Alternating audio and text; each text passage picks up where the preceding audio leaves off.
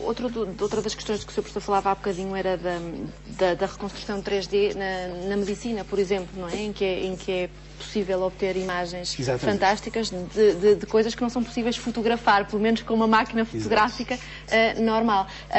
Aí também a tecnologia tem avançado imenso, não é? Tem, digamos, no fundo, o poder computacional dos computadores. Nós agora damos aos nossos alunos de computação gráfica trabalhos que é reconstruir bacias de ossos e coisas desse género, não é? Porque é fácil agora, neste momento, fazer isso, não é? Nós temos as secções que são tiradas nos MRIs e nas tomografias. A partir dessas secções, nós extraímos os contornos, ficamos com um conjunto de linhas, formamos uma pilha com um conjunto de linhas e depois ligamos essas linhas e criamos o modelo da bacia, não é? Todos esses processos hoje em dia são tão simples que nós pomos os alunos a fazer isso como trabalhos para avaliação durante um mestrado, não é? Portanto, são trabalhos que são, neste momento, relativamente simples de executar. Não é? E aqui, quando falamos da evolução tecnológica, é muito curioso porque é uma evolução simultânea de uma grande quantidade de coisas que teve de se dar para que isto fosse possível.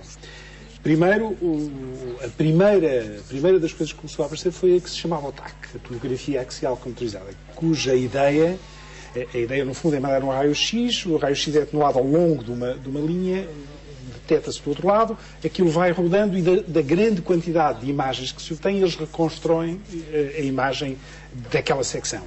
Bom, isto foi tão importante que deu um prémio Nobel. Não é? O prémio Nobel da Medicina é esta técnica. Mas quer a capacidade dos computadores de reconstruir, quer a espessura do raio e a resolução, quer o tempo de amostra, fazia com que estas imagens fossem de baixa resolução, muito tempo para serem recolhidas, muito tempo para serem mostradas. Evoluiu-se na qualidade do raio e da captação e dos detectores dessa radiação. Evoluiu-se nos computadores.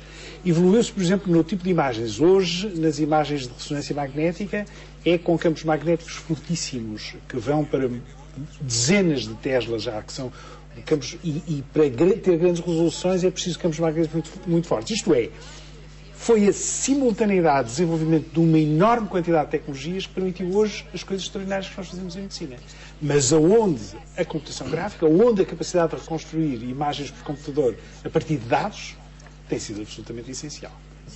Já agora, se me permite uma parte, ainda neste verão, um médico comentava comigo que hoje em dia eles quase que precisam de mais formação para poderem lidar com a resolução das imagens. Porque aquilo que antes eles conseguiam perceber, estavam habituados a trabalhar uma determinada resolução e sabiam que manchas de um determinado tamanho tinham um determinado significado. Ele diz que agora se vê completamente grego porque tem dados a mais, não é? Claro. E que é difícil para eles conseguir processar essa quantidade de informação. Mas há bocadinho falava da simplicidade que hoje há, no fundo, na reconstrução de determinados modelos e que até entregam esses trabalhos aos alunos. Se calhar, por trás de outra coisa que eu acho que fascina as pessoas, há a mesma simplicidade, que é, por exemplo, os programas de envelhecimento das pessoas. Isso é algo que também é aparentemente simples, ou não? É mais simples de ver do que de fazer. É? Bastante mais. Não, eu não creio que seja simples de fazer. Ou seja, os fenómenos de envelhecimento são interessantes, porque para se fazer corretamente, há bocado estava a dizer, mas o Shrek agora anda com ar pesado. Pois, o Shrek anda com ar pesado, porque além de fazer a superfície daquilo que é o Shrek, alguém foi por dentro do Shrek e simulou estruturas ósseas, simulou os músculos que revestem essas estruturas ósseas. Esses músculos obedecem às leis de movimento e é por isso que nós vemos certas partes do corpo mexerem-se. Lá está, continuamos a fazer o mock-up, mas agora já conseguimos que a massa corporal se mexa com realismo, embora o movimento seja gerado por humanos. Nos processos de envelhecimento, e isso tem muito a ver com a computação gráfica utilizada para fins forenses, nós queremos saber como é que uma criança desapareceu aos 6 anos, vai desaparecer quando tiver 12 anos. Exato.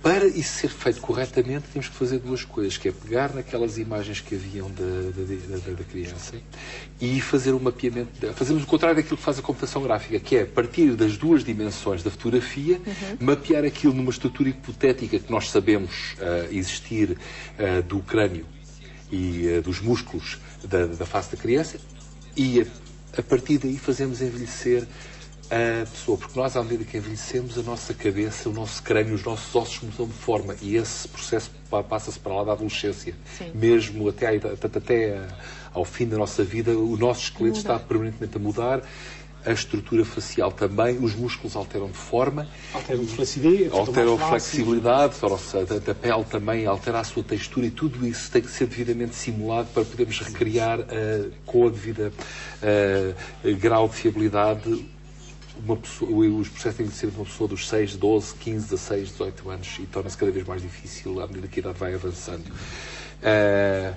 Para ser corretamente feito, tem que ser feito em 3 dimensões e não em 2 dimensões. Portanto, tem que ser mapear a fotografia 2D para 3D, tem que se fazer envelhecer a estrutura em 3 dimensões e depois obter de novo a fotografia.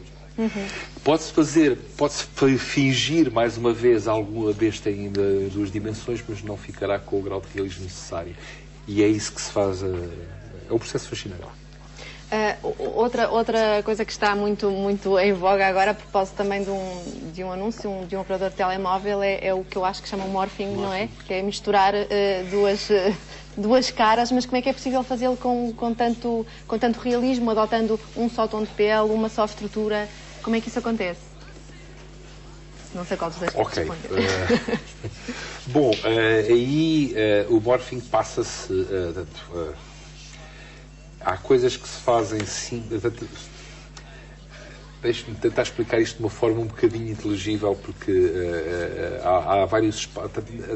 A computação gráfica tem muito a ver com transformações geométricas. Portanto, eu passo de 3 dimensões para 2 dimensões, fazendo uma coisa que se chama projeção.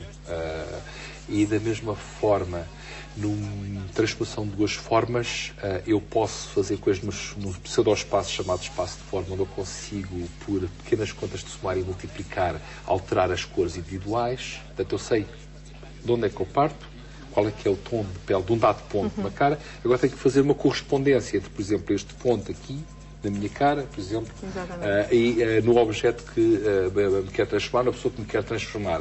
E a partir daí tenho as contas em si são bastante simples, não é matemática elementarmente superior, mas eu tenho que fazer algumas transformações geométricas e não só, para conseguir chegar de uma ponta à outra. Sr. Professor, só para terminar, o nosso tempo está a acabar. Eu sei que tinha aí também algo que gostava de nos mostrar relacionado com o fototurismo, não era? Sim.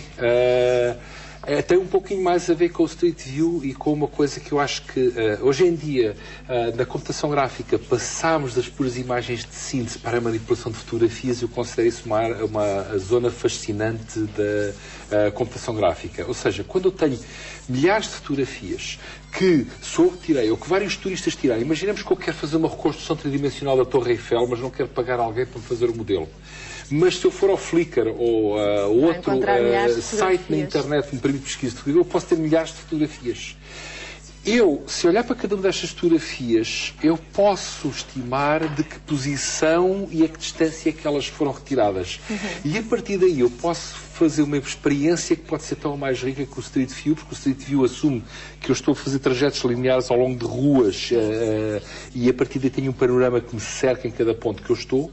Mas aqui, se eu tiver milhares de fotografias de um ponto, pode ser, sei lá, o Monte Rushmore, pode ser a Torre Eiffel, pode ser a Fontana di Trevi, eu posso reproduzir uma experiência tridimensional só com fotografias ainda mais ricas. Isso junta-me. Eu acho que isto seria um mundo realmente de...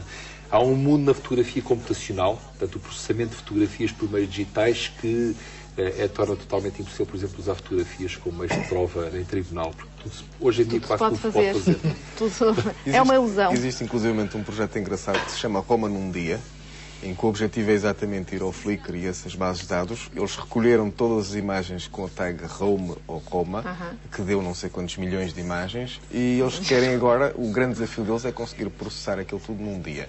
Claro que não é num computador, é num cluster, ou seja, num conjunto de computadores, mas o grande desafio deles é conseguir processar uma cidade do tamanho de Roma num dia. Num dia só. Muito bem, eu agradeço aos dois a presença no 4 vezes Ciências. Já passamos os 30 minutos, a professora, ainda tínhamos aqui conversa por mais tempo, não tínhamos? ficaram muitos pontos por abordar. Bom, mas penso que está um bocadinho desvendado aquilo que atrai a atenção e o interesse do grande público em geral. Falámos hoje da geração de imagens por computador e das inúmeras aplicações que elas podem ter. Reconstruções em 3D, filmes de animação, jogos interativos e várias outras possibilidades em que a computação gráfica vai aproximando de nós o mundo que as máquinas conseguem fazer. Até para a